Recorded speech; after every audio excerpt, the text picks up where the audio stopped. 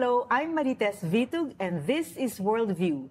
We take a look at global, regional, and national affairs in conversations with officials, newsmakers, and analysts.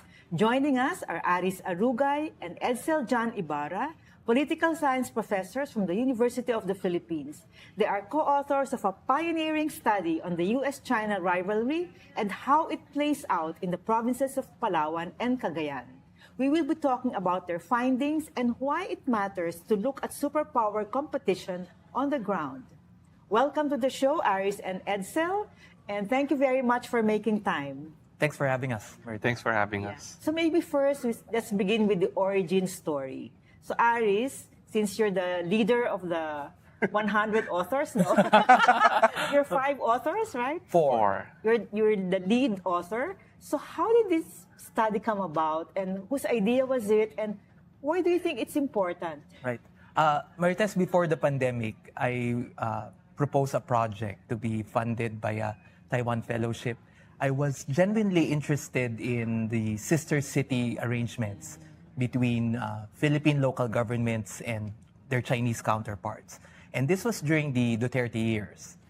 And then the pandemic hit, right? After the pandemic and with the Marcos Jr. administration, the interest evolved quite a bit given the introduction of new EDCA sites. So from merely this creeping Chinese influence in local governments, I decided to maybe compose a team of researchers, most of whom are colleagues from the UP Department of Political Science. And I proposed this because I'm a fellow of the Institute of Southeast Asian Studies, Yusof Ishak Institute in Singapore, proposed to carry out this study, which, apart from journalistic accounts, there hasn't been an academic study about it. But from Chinese influence operations at the local level to something broader, local sites of U.S.-China geostrategic competition. I don't know yet, but it seems like we're the first to take a crack at this topic because most of the studies are at the national level. And you said that you were funded by the ICEAS in Singapore. And did you look at other countries if they have similar studies? Right. How this superpower competition plays out in their maybe villages or cities? Right.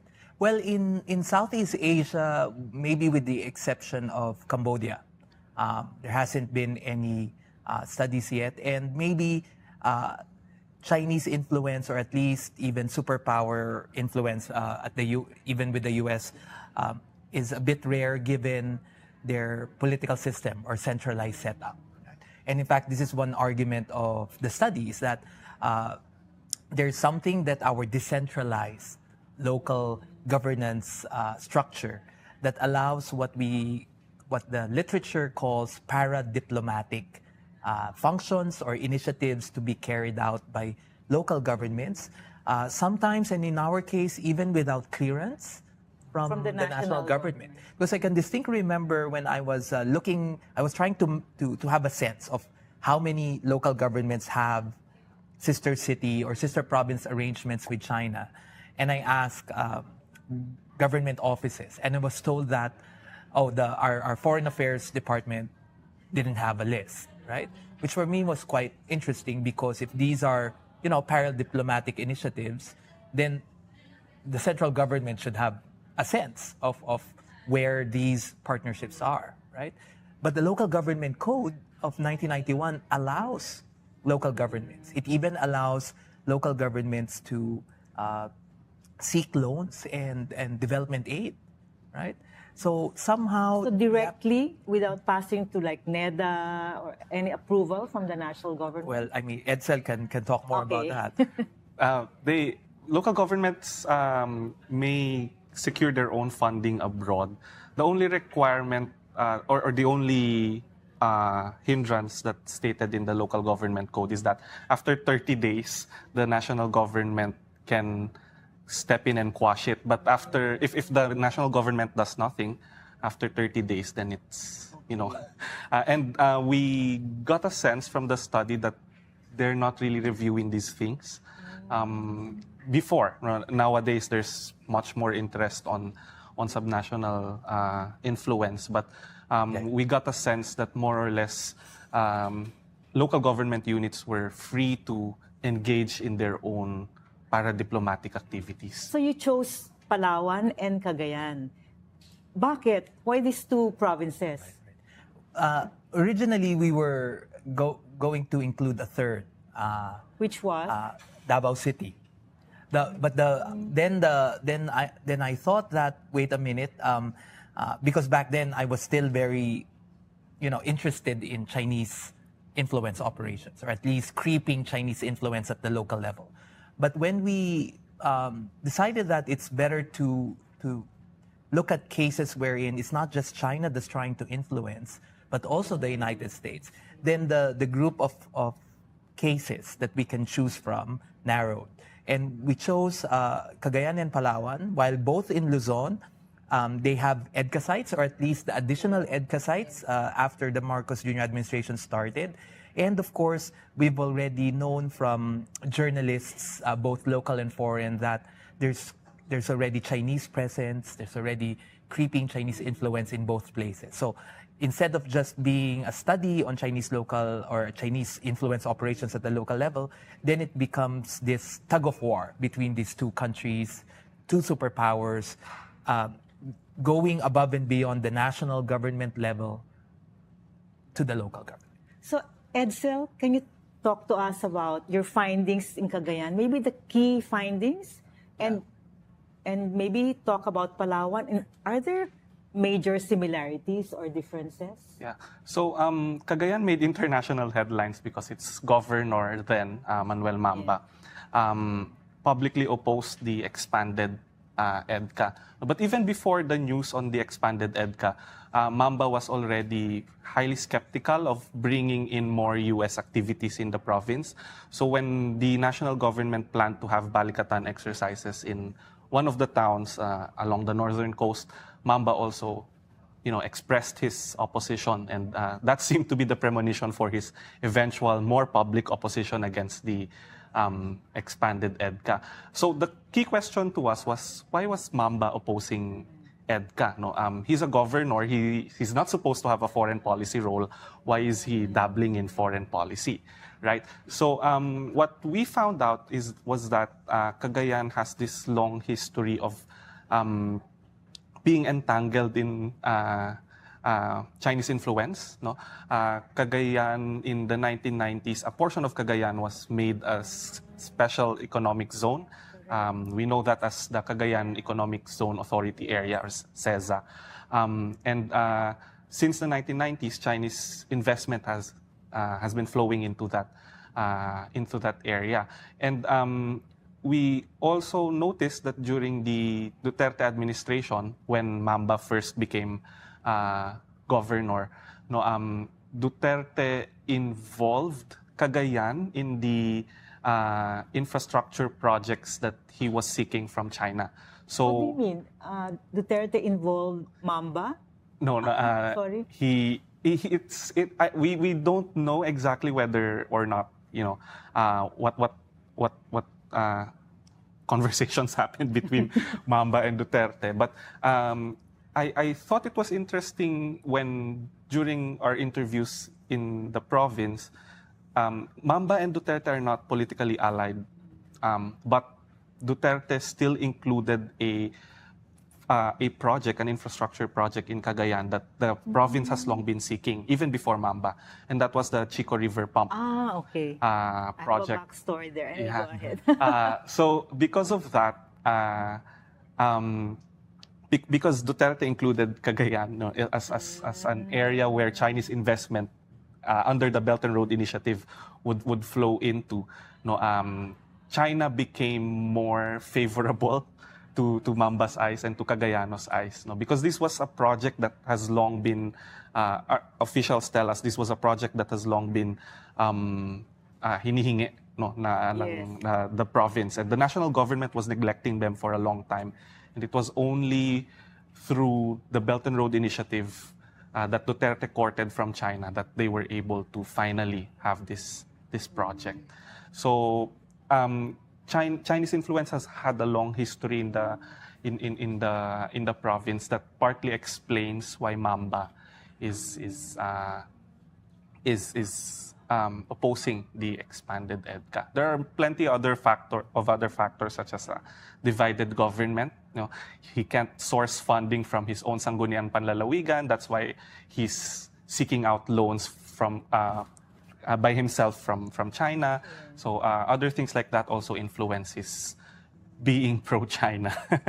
But in Palawan, ibang storya sa Palawan. Right, Yeah, maybe you right. can tell us, Aries. Yeah, so in Palawan, we looked at the province itself. So we were able to interview back then Governor Socrates, for example. But we also zeroed in on Pag-asa Island, or the municipality of Pag-asa. And it's a different dynamic because the EDCA site in Palawan is in Balabac. It's far away from Cagayan. But if we're talking about which part of the Philippines is at the front line of China's eyes or China's interest, it is Palawan, given the South China Sea. And Cagayan, of course, unlike in Cagayan, where they could use soft power tools, economic incentives, in Cagayan, that's not the case. Now, we see that residents of Cagayan daily experience, fishermen daily experience harassment, and they're under constant watch from the militias, from the Coast Guard, right? But at the provincial level, we're seeing more and more a history of Chinese influence, given that Palawan itself has a sister province with Hainan.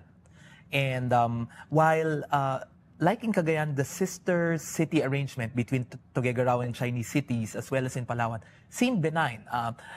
If you read the document and if you ask, like, oh, the arrangements is so out of the conspiratorial things that we would want to see or that we were looking for. In Cagayan, it was on trade. And this is why Mamba has a look north development outlook, right? Not look to Manila or not look south. Cagayan needs to trade economically with countries in the north. But not only China, Taiwan, Japan. And before the doubling down, if I may add more on the Cagayan case, before doubling down on being reliant on China, Cagayan was actually having also economic relations with Taiwan.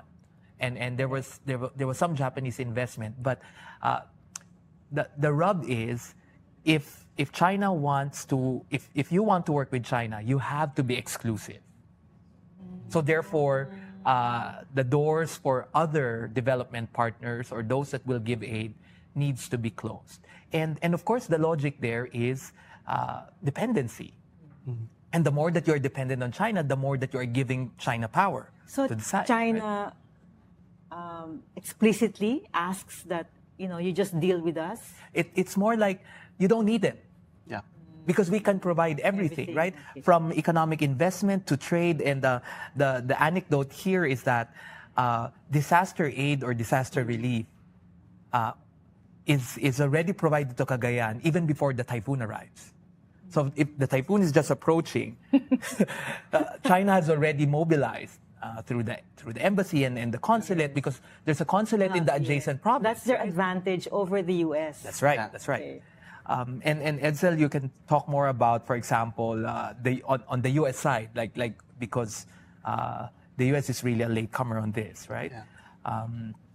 But the Palawan case is interesting because in the provincial level itself, what we've known is that while the sister province arrangement seemed benign, recent headlines have shown that the three alleged Filipino spies in China were actually beneficiaries of the sister cultural exchange, right?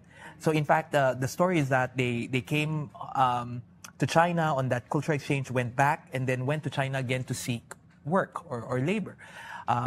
Just to tell our audience that they have been in prison for months. Right. We don't know for how long, and we don't know when they will be released. Right. And this was a few days after alleged Chinese spies were captured or were apprehended by Philippine government authorities. So the question is, are our Filipinos in China, abroad in China, really safe if and the government has plausibly denied any links with that these 3 apprehended Filipinos are spies for the Philippine government. So parang in Cagayan, there's a pro-China tilt, and in Palawan, it's a pro-US? It's No. not necessarily. The thing with the US is that it's quite, that's why we called it a latecomer. It's like its presence really just increased after the expanded EDCA. Right? So, and this is despite there's a big USAID involvement in the Philippines for the longest time, right? But I think the US approach is less strategic than China. Yeah. China seemed to like look at the entire Philippines, look at where the geostrategic places are. Oh, Cagayan is strategic because up north is the Taiwan Strait. On the east is the second island chain, right? So that's where they pour their humanitarian aid or that's their or investment. yes, that's their site of it. We're gonna influence it. That's what we're gonna do. And for USAID, they tend to like, for example, give projects or at least give assistance on the basis of need and on the basis of what is it in their larger interest. So, for example, there was an anecdote wherein local NGOs in Cagayan were trying to get USAID funding. And what happened there was that they were not given any funding pre-expanded EDCA. And then Edcel, what happened after they were identified as an EDCA Yeah, site? when So this is EDCA was very expanded. recent. Yes. Yeah, Very when EDCA was expanded, they were asked to resubmit. And when they resubmitted, their grant was approved. Like for environment protection? or what? Conservation. It was mangroves or it was a something like conservation project. So it indicates that it really U.S. interest in the area is just very recent, coinciding with the additional EDCA sites in the northern Philippines. There's one more story about Chinese influence in Cagayan preceding all of this. Even before the expanded EDCA, Cagayan already made headlines because one of the islands in the Babuyan Islands, Fuga Island, China attempted to make it a smart city, right?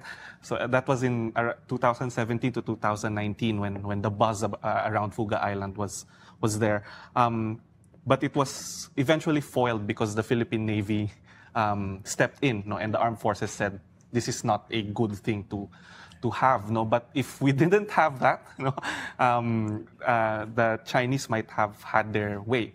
But that indicates to you that China has long been there. Unlike the US, which just had interest in Cagayan after the expanded EDCA. Yeah, but what is the advantage of Chinese presence in both Palawan and what is their advantage? They're able to integrate with the local communities because they're just like us, Asians. Right. I think at multiple levels, if they invest a lot and if they trade a lot, that means that the development or the economic revenue of the local government is somehow tied to China. And let's remember, a lot of these local officials will always run for election and re-election every 3 years, right? So if the voters are able to see a lot of development, a lot of investment, a lot of revenue from trade, that's legitimacy for these elites, right? It's like see what I can offer. So which and this revenue will be new sources of ayuda, social services, local infrastructure, which unfortunately, Marites, this is supposed to be what the national government should be doing, right? They should be the ones helping local governments get more revenue, the IRA. But in this sense, China becomes the replacement. China is the generous external provider of the thing, while the national government is the one who is supposed to provide this, but is neglecting local government. And this is why you have Governor Mamba and other local elites, they're saying like, oh, I don't rely on the national government anymore. I don't think they even want to hear what I have to say. So where would I go, right? So did you hear of let's say in Cagayan, Chinese funding for local candidates? Or is that just a rumor? Or is there a way to find out if they're backed by China money? Yeah, unfortunately, we can't know for certain, right? But we know that when candidates speak fondly of China, China seems to be listening and giving out something. No, so when for example when Governor Mamba started making headlines about his opposition against the expanded EDCA, the Chinese ambassador to the Philippines made it a point to go there, show support, and promise a lot more money to come into Cagayan. No? So China is definitely listening, and I think the Duterte experience also. In relation to your question earlier, the Duterte experience also shows that when China invests in local elites, these elites might become national figures, might even become the president. From mayor to president, that chain has been established as viable by the Duterte experience. So Chinese investment in local elites, maybe China is gambling that it might pay off in the end. So the U.S. doesn't do this? I mean, they invest in academics. Right, they do. They do. In journalists, they invite us, Right. but they don't have this long-term investment in leaders. Right. I mean, because at the end, maybe perhaps during the Cold War, when they still have bases here, right? So, Yeah. and we know the ebbs and flows of U.S. engagement. Yeah. Not only in the Philippines, but in the region, right? So for them, it's like, and this is what sometimes we voice to our American academic counterparts, is that it's also the sense that we're taken for granted. Oh, the Filipinos will always be on the side of the U.S., right? and therefore, if you have this other neighboring superpower who are portraying themselves as easy to talk to, no conditionalities. Oh, let's not talk about how democratic, how human rights observant you are, who's very pragmatic about relations. We want mutual gain, right? Trade, investment, and we want you to develop because we also want to make money out of being here, right? Then for local elites, okay, it seems like they don't have conditionalities. But unfortunately, they do. There's no such thing as a free lunch. And unfortunately, some local elites think that the generosity of China doesn't come at a price. Right? And in this regard, at least from the two provinces, such generosity means compromising national security, foreign policy postures that therefore would confuse and obfuscate, right? Philippine policy. But comparing Cagayan and Palawan, the U.S. is a latecomer, you say, in both provinces. But in your study, you also say that there is a shield, because in Palawan, there's anti-China sentiments because of their experiences with maritime militia, Coast Guard. So is the U.S. doing anything to cope? I mean, apart from humanitarian aid, and the USAID has been gutted. Right. So what is your recommendation? I mean, or you have recommendations, right? Right. We do. I mean, on the U.S. side, it seems that they have to play catch up. But in a sense, the U.S. approach in dealing with stakeholders in the Philippines have always been more broader or more comprehensive, right? Unlike China, who relies on official channels. Yeah. That's why we believe that while these sister city agreements on paper might be benign, these formal linkage activate because the Chinese model is government to government, right? The U.S. is a bit more complicated than that. So coexisting with the USAID, with the U.S. government, are NGOs, our international organizations, are U.S. allies. So you could have, for example, the Asia Foundation. You could have all these other outfits that are not directly under the U.S., but are within the U.S. network. So our recommendation is that while the U.S. plays catch-up, it must leverage its approach that have been tried and tested on the Philippines, but it should not just focus too much on the national level. There's some strategic gains to be made if I'm the U.S. government, but there must be some mutual lines of interest between these local governments and what the U.S. really wants to promote at this level, particularly in Palawan, because it's going to be a site of balikatan, right, in the coming years. So maybe an update also on Cagayan, because they have a new governor. Yeah. Is the new governor Aglipay, what is his stand on this competition and, getting investments from China and then dealing with the U.S.? So, unfortunately, I was not able to check whether Aglipay had public views on China. As far as I'm aware, based on his Facebook page, no, he doesn't seem to be. Yeah, he doesn't seem to be weighing in on the issue.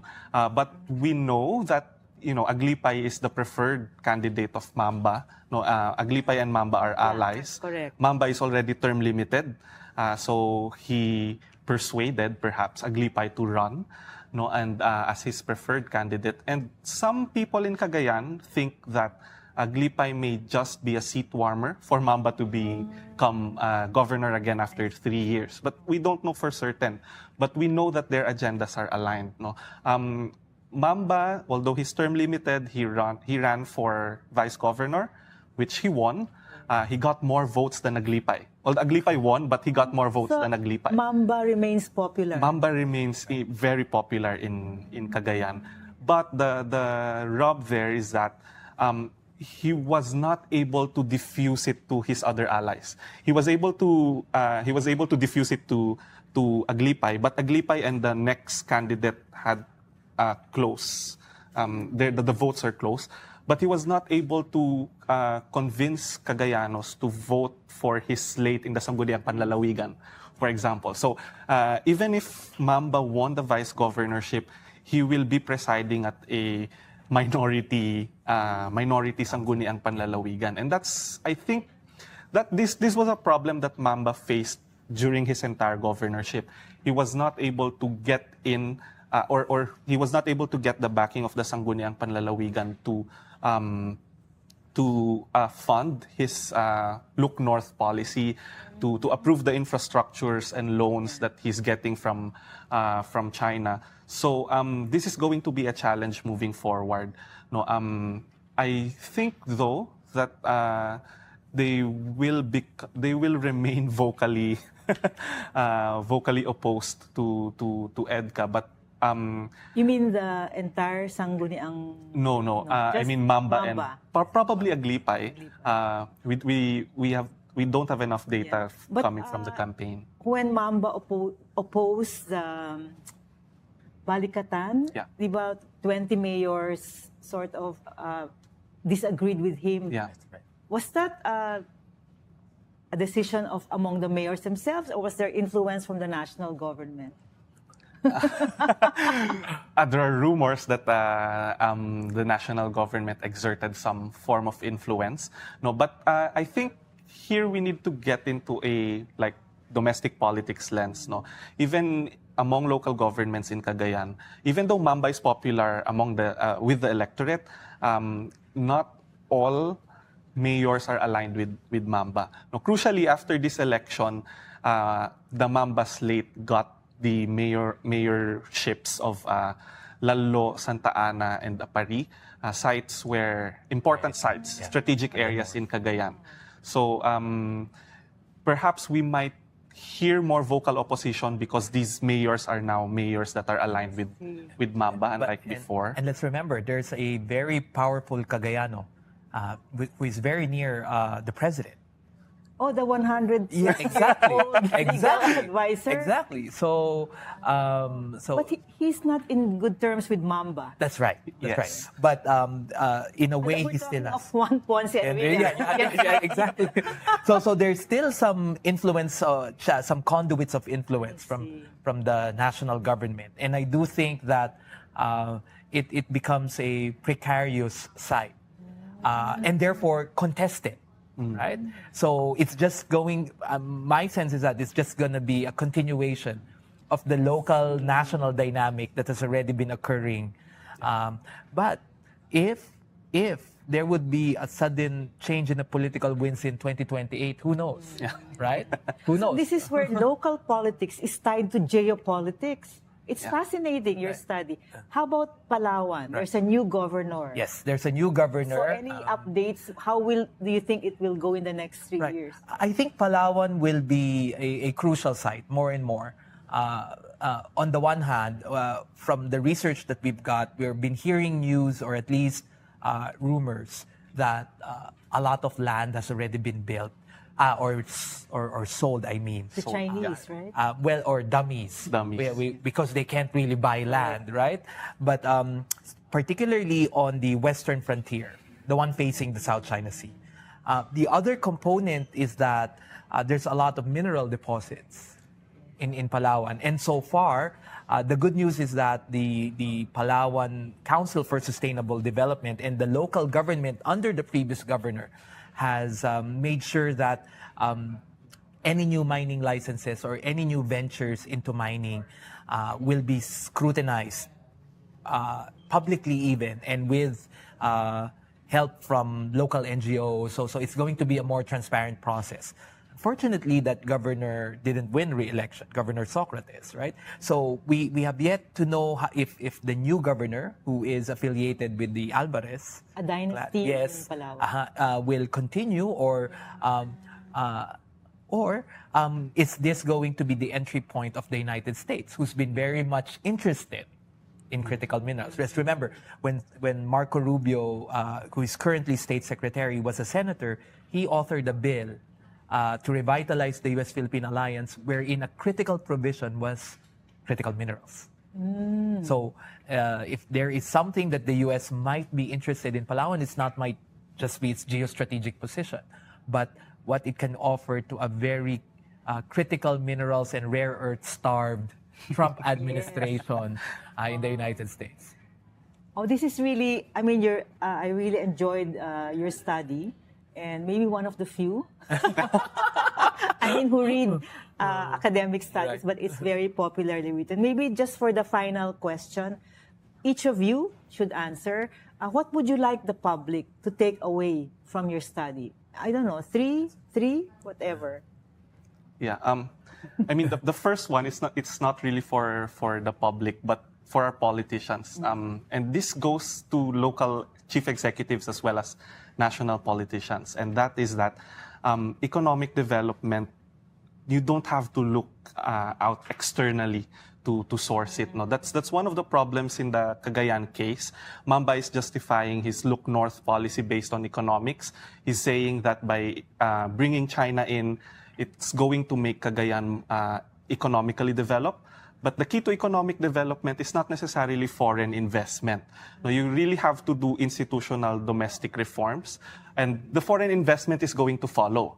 No, so our chief executives have that thinking, our local chief executives have that thinking that they have to court external countries for business to come in. No, but they just have to do domestic economic reforms. No, that's the same message that can be said to our national politicians. No, they're trying to amend the constitution, and the justification for amending it, particularly the economic part, is to allow more foreign investment to come in.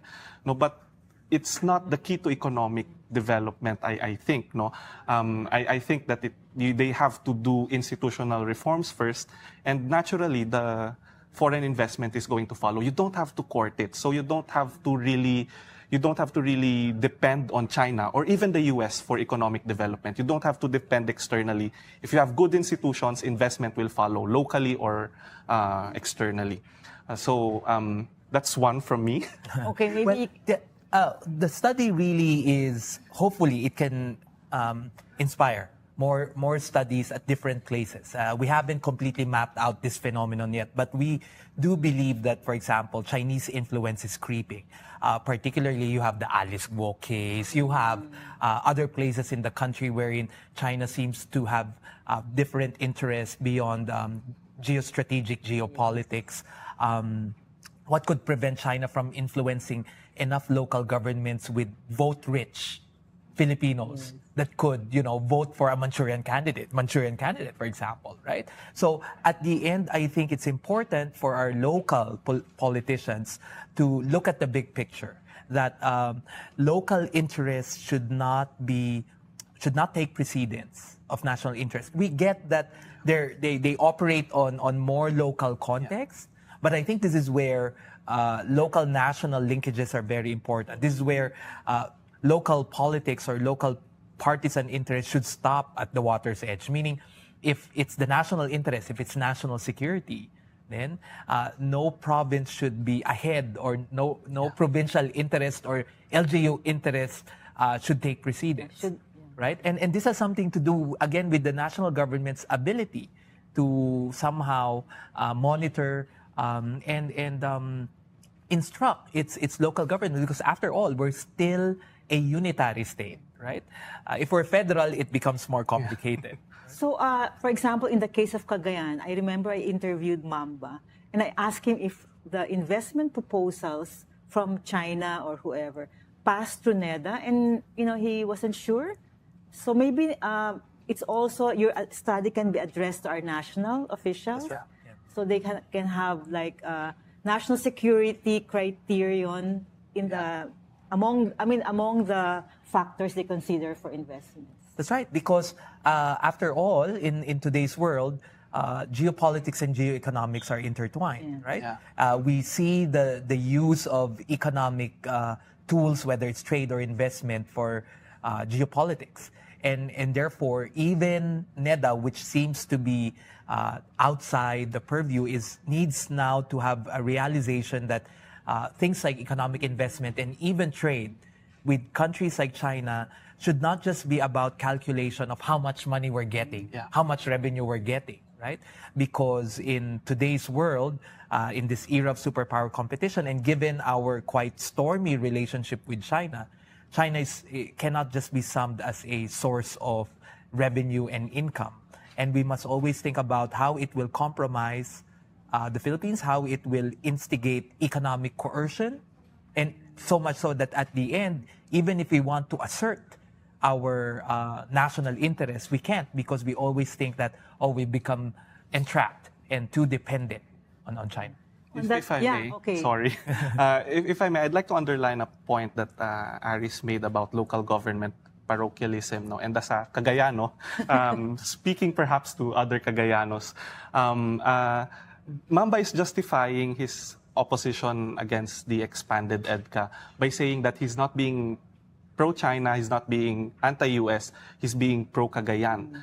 No, but his being pro-Cagayan seems to neglect being pro-Philippines. No, pro-Cagayan in Mamba's thinking does not equate being pro-Philippines. No, for one, because he neglects what's happening in the West Philippine Sea. No, and a lot of times when we interview local government officials, we hear this sentiment that Cagayan is far away from the West Philippine Sea. Why should we care? No, but if you look at the map, no, just west of the Babuyan Islands, which is part of Cagayan, is already the West Philippine Sea. So it's unfair for Mambas and for the rest of for Mamba, for the rest of the Philippines, for Cagayanos to say that they're prioritizing Cagayan interests only, when we should prioritize the national interest as a whole. No? And if a province like Palawan is facing these constant maritime threats from China, as a fellow province, Cagayan should ally with Palawan also.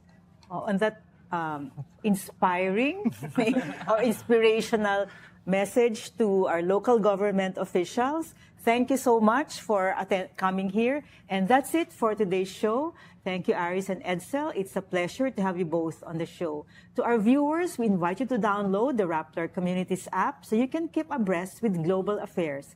Thank you for watching. This has been Worldview with Marites Vitug. Till next time.